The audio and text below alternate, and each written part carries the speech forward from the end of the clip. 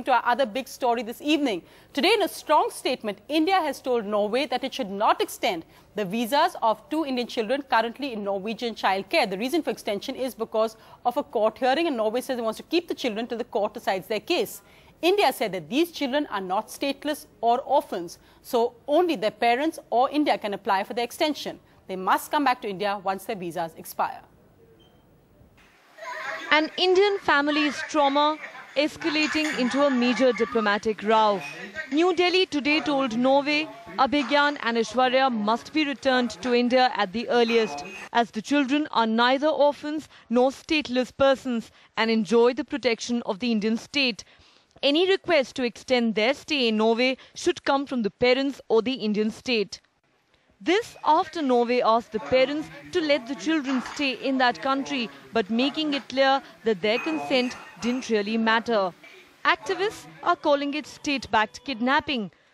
Norway does have special laws to keep back children of foreign origin without their parents' consent, but this is used only in special cases where the children have to be sent back to a country that is war-torn, or where the socio-economic conditions are such that the security and the well-being of these children is threatened, or otherwise they could use these laws if the parents have been accused of criminal abuse. But none of this really holds true in the case of the Bhattacharyas. Also, the Norwegian authorities keep saying that everyone's waiting for the court decision to happen, but in fact what is going on is that right now the decision of the Child Welfare Services is awaited, and it will be given a lot of weightage in the end. In Paris, Nupur Tiwari for NDTV.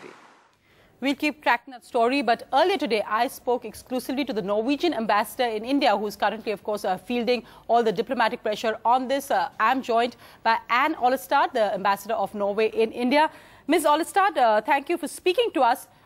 I have to begin by asking you about the huge public opinion in India against the Norwegian government and the Norwegian childcare services keeping those children. How exactly are you responding to that public opinion?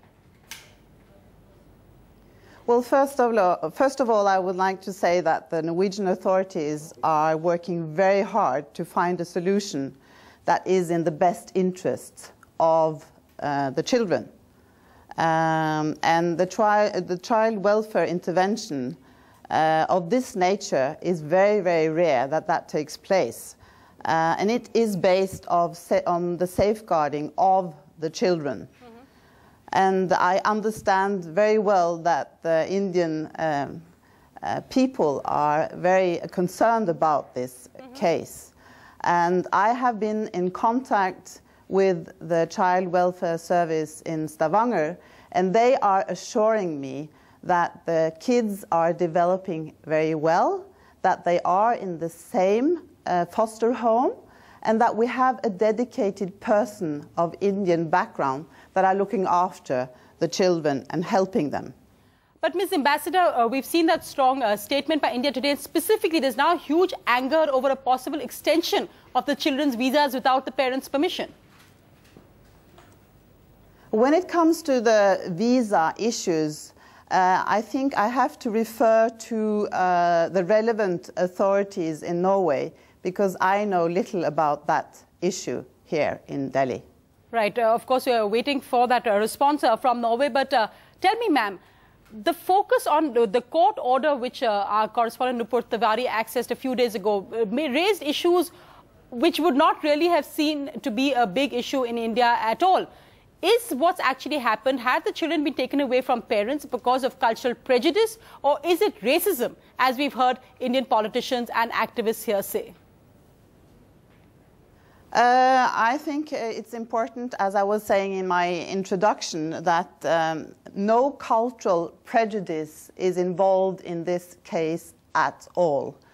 It has nothing to do with feeding kids by hand or having kids in bed with their parents. This is all about the Child Welfare Service doing what they have to do in a case where, and this is of course confidential information, but I can just say that the information we get from the Child Welfare Service is that the children are doing well, and that the case is now looked into We also know that the uncle is having a good dialogue with the Child Welfare Service in Stavanger, and hopefully the case will be put forward to the courts in the end of March. So I would like to underline that this process is going very well.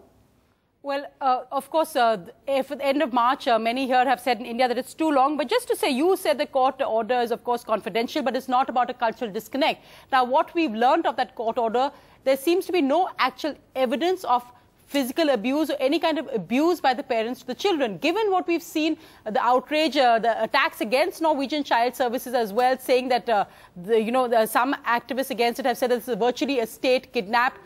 Also, the huge political pressure growing from within India. What is your reaction to that? Well, I have had a very constructive dialogue with the authorities here in India when it comes to this case, both through MEA and also in Oslo. We've had good contact with your embassy, and also our two foreign ministers met and had a telephone conversation in the end of January, and they agreed upon that the right authorities has to take this case forward in the best interest of the children. So the dialogue between our two authorities have been very well. Right. Well, of course, as you said, the best interest of the children, the focus for everybody. But just to ask, you met with BJP MP Tarun Vijay, and he actually talked about it afterwards and said that when he was talking about the children with you, that you brought up the issue of a Norwegian telecom company, Telenor, as well. What's your reaction to that? First of all, I would like to say that I had a very good conversation with the BJP spokesperson, and we agreed upon the urgency of this matter. We agreed upon the importance of moving this matter forward in the best interest of the children, and that the judicial process has to go, has to take its time. In the margins of this meeting, we touched upon the Telenor case, but the Telenor case and the child welfare case has absolutely nothing to do with each other. It's two separate cases. Right, Ms. Olistad, thank you so much for joining me today on that issue, which I think really has got everyone in India watching. But the NDTV News app had redefined the entire genre. Now, another market beater. It's already hit #1. NDTV Profit, India's #1 finance app. Download free at ndtvprofit.com/apps. Live stream of NDTV Profit, market news, and your easy-to-manage portfolio. Download now, ndtvprofit.com/apps.